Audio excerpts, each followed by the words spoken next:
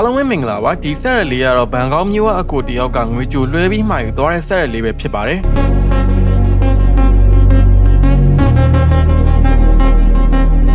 CPU အနေနဲ့ i5 13 Gen ကိုသုံးမိထားပြီး GPU အနေနဲ့ RTX 4060ကိုသုံးမိထားပါတယ်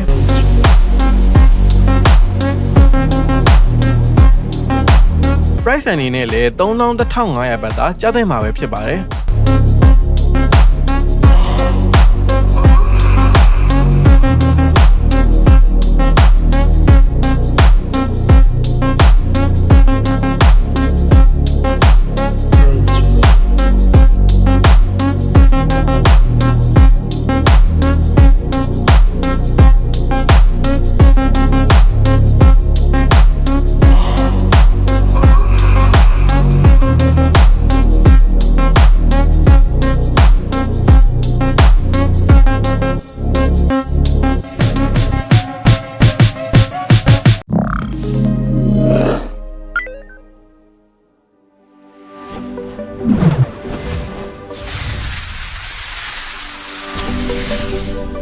စ